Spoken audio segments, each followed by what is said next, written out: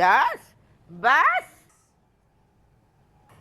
वो अम्मा मेरी एक पेशेंट है ना, उसका अपना ब्यूटी पार्लर है, उनके यहाँ से ना मैंने बालों को पहले स्ट्रेट कराया, फिर मैनिक्यूरिंग और पेडिक्यूरिंग कराई अम्मा। किस किस्म के बेहुदा नाम ले है कुत्ता माँ? इसने हाथों और पैरों की रगड़ाई कराई है, वैसे चेहरे की रगड़ाई की ज्यादा जरूरत है। अरे कहीं मसाज वसाज तो नहीं कराई है? मैंने सुना है ब्यूटी पार्लरों में इस किस्म की खिदमत के लिए मर्द रखे जावे हैं।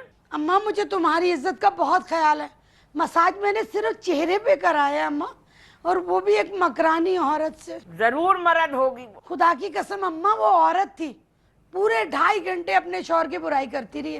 तूने 5-7 हजार रुपए उड़ा दिए? अम्मा कमरबाजी ने इस दफा 13,000 दिए, वो कह रही थी अगले महीने और कम होगी, हमारी क्लिनिक में इतनी कमाई नहीं है। ऐ गुलेराना, तूने ये क्लिनिक ठेके पर उठा के बड़े उलझेड़े में हाथ डाले हैं। इससे तो बेहतर था अपने घर के कमरे में क्लिनिक खोल लेती। अम्मा ली मार्केट जैसा तो नहीं चलेगा ना? लो भाई, ये बेगम साहिबा 3,000 रुपए अपनी आराइश पे लुटा कर आ गई, निछावर कर दिए इन्होंने। अब मैं कहूँ कौन सा फर्क पड़ा इस कुत्तामा में? वैसी की वैसी है मनहूस, बल्कि इन बालों में तो कोई बावला कव्वाल लग रही है। अम्मा तुम्हें सिर्फ ये 40,000 कमा के देने वाली गुले यास्मीन अच्छी लगती है, हम अच्छे नहीं लगते। इसको कलेजे से लगा के रखना, हमने नहीं रहना इन्हीं के साथ। में जा रही बैठ जा। सारी जिंदगी हसद की जो अपनी इंटेलिजेंट बहन से, हसद कर करके तेरी शक्ल मर्दों की सी हो गई है। नहीं रहना तुम्हारे साथ, मुझे नहीं रहना, इसी के साथ बैठना, इसी के साथ जीना और मरना।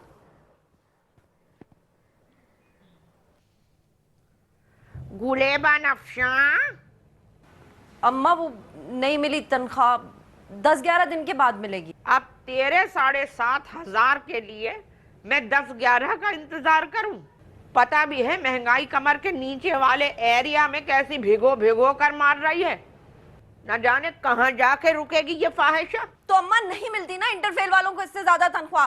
तुम्हारी ये दोनों बेटियां हैं ना, मेरी तो तुमको शादी कर देनी चाहिए थी, मैं तो इंटरफेल हूं ना। अरे अपने मुंह से कसम मांगे है? अम्मा देख लो, मैं तुमको बता रही हूँ, मैं अब नहीं रुकूंगी। घर आए हुए बेटियों के रिश्तों को ना तुमने बहुत लाते मारी हैं। वो इरशाद आ रहा है अपने घर वालों को लेकर, इस बार अगर तुमने कोई गड़बड़ की ना तो फिर तुम देख लेना। माँ की गर्दन उड़ा देवेगी हैं? किसी को तुम्हारी मनूस शक्लों से लगाव नहीं है, सभी को तुम्हारी कमाइयों से गरज है। अरे बीवियां नहीं, बैंक अकाउंट ब्याह के ले जावेंगे ये मर्दूद, पर मैं ऐसा होने नहीं दूंगी। काम में दिल लगा, 7,500 रुपए कमा के लावे इस बुढ़ापे में, कर दूसरी जगह नौकरी पार्ट टाइम, क्या समझे है? शादी के बाद बड़े लड्डू पेड़े नसीब होंगे। अरे ऐसे मर्दूद टकरावेंगे कि मैया याद आ जावेगी। ये सांसें तो चिंडालनियां होती हैं और नंदे खून चूसने वाली बलाएं। बड़ी नाशुक्री है तू गुलेबा नफ्शा, कभी माँ की कदर ना कीजियो, इंशाअल्लाह जहन्नुम रसीद होवेगी। बहरहाल अम्मा जो भी है, अब आ रहा है वो इरशाद अपने घर वालों को लेकर। इस बार अगर कोई बदमजगी हुई ना तो मैं कोर्ट मैरिज कर लूंगी जाके। अरे तो वो कौन सा इस्लामी निकाह होवे है? काफिर की बच्ची बन जावेगी बेगैरत कुत्ता माँ। हैं? कुत्ता माँ। ओ बेबी, मेरी 2 छुट्टियां तो ना बनाओ ना, अजीब जहनी पसमानदा औरत लगने लगती हूँ। पागल, सर में खून का दौरानिया तेज होता है 2 छुट्टियां बनाने से। और वैसे अगर काश मेरे बाल होते ना तो मैं भी 2 ही छुट्टियां बना के घूमती। हाँ हेलो तलत। हाँ अरे इतनी जल्दी घर कैसे बुला लूं? पहले एक मुलाकात मेरी तो हो जाए।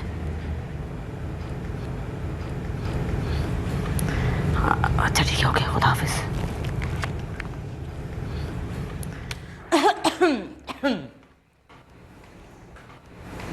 क्या कर रही हो?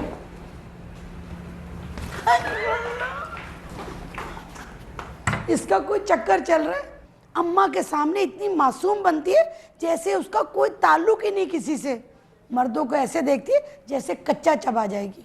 सिद्दीक से मेरा चक्कर खराब कराने में ना सारा हाथ इस कमीनी का था। याद है कैसे वो अजरा की शादी में एक चोटी आगे डालकर जूता छुपाई की रस्म में धड़ाम से जाके सिद्दीक के ऊपर गिर गई थी, और बाद में कैसी मासूमियत से बोली थी कि मेरा पैर कालीन में उलझ गया था। अरे वो तो शुक्र है कि सिद्दीक ने इसको संभाल लिया, वरना ना मुंह पर 4-5 टांके लगने थे इसके। खैर सिद्दीक ने भी अपनी बाहों में ऐसे झूले दिए थे जैसे 2 साल के बच्चे को अल्लाह अल्लाह करते। मेरी सारी सेटिंग ना उसी दिन से खराब हुई थी। बुरा मत मानना, तुम लोग बहने नहीं डायने हो डायने, और तुम ही लोग एक दूसरे के मामला खराब करती हो। वैसे तुम लोग कितनी भी कोशिश कर लो, कितनी भी कोशिश कर लो ना, तुम लोग की शादी अम्मा नहीं होने देंगी। और वैसे तुम्हें एक बात बताऊं, अम्मा जो है ना मेरी शादी कराने के चक्करों में अम्मा वैसे किस किस्म का दामाद ढूंढ रही है? खैर अम्मा तो कह रही है मर्दाना और साफ पैदा कर। तो तुमने अम्मा को कह देना था ना कि ये औसाफ मेरे अंदर नापैद है। खैर अब ऐसी भी बात नहीं है। तुम्हें याद है जब ईद में मैंने सफ़ेद शलवार कमीज पहना था और पेशावरी चप्पल पहनी थी, तो सब मुझे कह रहे थे कितना मर्द लग रहा है मर्द। तुझे मर्द कहलाने में इतनी हैरत क्यों होती है? मैं तुम लोग की हंसी मजाक के लिए थोड़ा सा औरतपन कर देता हूँ, मगर इसका मतलब ये नहीं कि मैं मर्द नहीं हूँ। आई एम प्योर मर्द, प्योर। प्योर मर्द की शक्ल देख लो। जैसे देसी घी के डिब्बे पे लिखा होता है प्योर देसी घी, अंदर से जाली और 2 नंबर का होता है। कर सकता हूँ मैं शादी, देख लेना मैं एक दिन शादी करके रहूंगा, और तुम लोगों से पहले होगी मेरी शादी, और सारी शॉपिंग मैं खुद करूंगा, एक एक चीज की, चप्पल जूते चूड़ियां सब कुछ अपनी निगरानी बनाऊंगा, देखती रहना तुम लोग। पता क्या, ये भी ना नफ्सियात होते हैं औरत नुमा मर्दों के। हाँ, अपने अंदर की औरत को तस्कीन देने के लिए ना बीवियों के लिए भर भर के शॉपिंग करते हैं, और जब बीवियाँ सज धज कर चमकदार कपड़े पहनकर और ये कलाई कलाई भर चूड़ियाँ चढ़ाकर निकलती है ना, तो इन मर्दों को अपनी बीवियों की शक्ल में अपना आप दिखाई देता है। आजकल तो ऐसी पूरी फौज है 2 नंबर मर्दों की। हाँ, बड़ी बारीकी वाली नफ्सियाती वजह तलाश की है तुमने। इस्मत के अफसाने पढ़ा करो, सब मौजूआत अपने घर वाले होते हैं लगभग। इस्मत मर्द है, बुढ़ा ही है जवान। नहीं है तो औरत ही, पर मुझे नहीं लगता। खैर मर चुकी है बहुत अरसा पहले। अरे अरे मर्द ही होगा, बेबी की तरह अपनी तस्कीन के लिए औरत बन के लिखता होगा। वैसे तुम लोग बहुत खुदगर्ज और बेगैरत हो। बस पड़ गया दौरा।